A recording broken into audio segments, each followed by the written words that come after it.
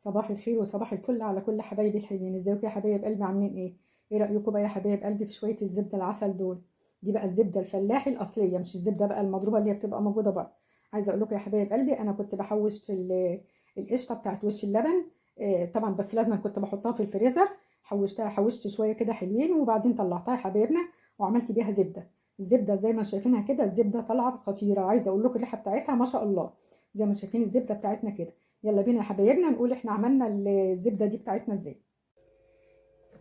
نسمي كده يا حبايبنا الاول ونصلي على سيدنا محمد وعلى اهله وصحبه اجمعين. بصوا يا حبايبنا، الاول انتوا عشان تحوشوا قشطه، انا بجيب اللبن من عند اللبان، اللبن اللي هو الحليب العادي. بغليه واسيبه لما يبرد وبدخله التلاجة. تاني يوم يا حبايبنا بتقشطوا القشطه من على الوش. عايزه اقول لكم يمكن كيلو اللبن، لو اللبن كويس هيطلع لكم بتاع 150 جرام من القشطه. فانا طبعا كنت الاول بحوش القشطه يا حبايبنا، وكنت بعمل بيها فطير ومعجنات وكده.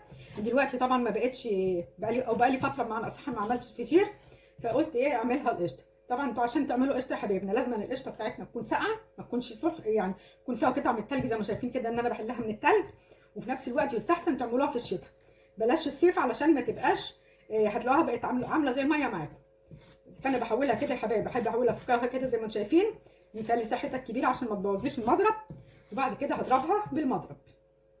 بس كده يا حبايبنا انا هبدا اهو اشغل لها المضرب. الاول بشغل اول بسرعه زي ما شايفين كده اهو.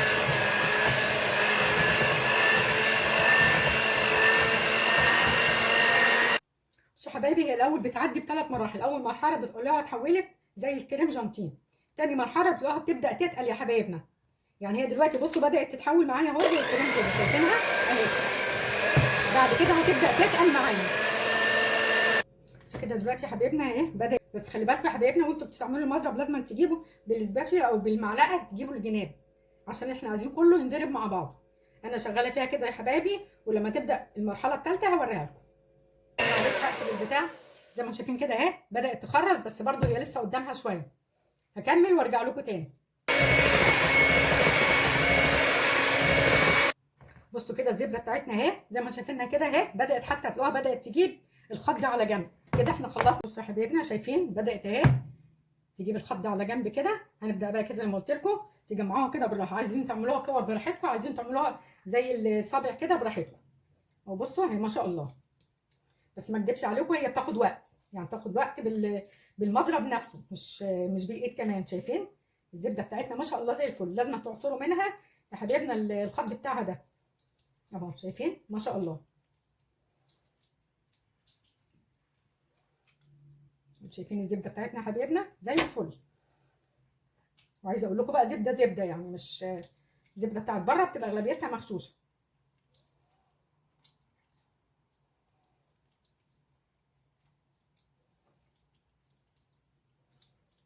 لازم تعصروها كويس من اللبن يا حبايبي.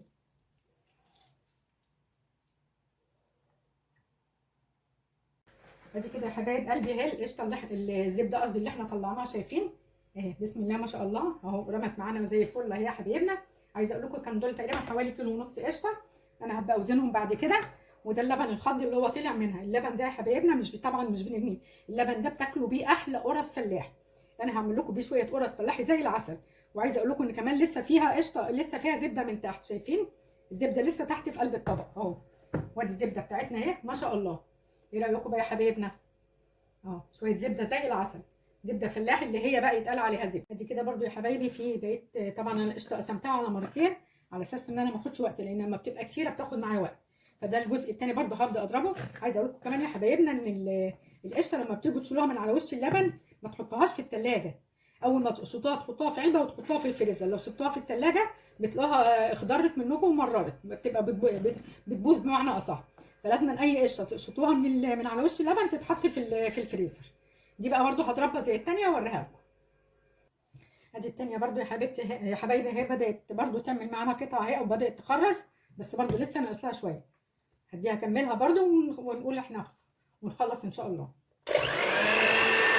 خلي بالكم يا حبايبي برده كل شويه كده تنزلوا اللي في الجناب عشان برده اللي في الجناب برده يندرب. زي ما شايفين كده هي بدات خلاص، هي قربت، بس برده لسه قدامها شويه كده لغايه لما تبدا تخرز خالص وتنزل ميتها.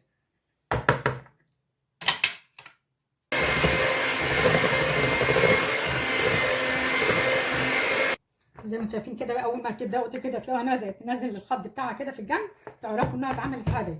نبدا بقى نجمعها. هنبدا بقى كده يا حبايبنا اهي، نجمعها بقى ونحطها على الاولانيه اللي احنا عملناها. بسم الله الرحمن الرحيم. عايزه اقول لكم هي بتاخد حوالي نص ساعه، عشان بس يا حبايبنا ما اكدبش عليكم، بتاخد حوالي نص ساعه، بس جايز عشان الكميه ما بتبقى كبيره، الكميه الصغيره ما بتاخدش وقت.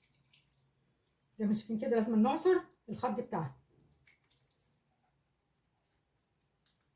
طبعا انتوا عارفين دلوقتي الزبده ما شاء الله بتتباع بكام، الاسعار بقت مولعه دلوقتي.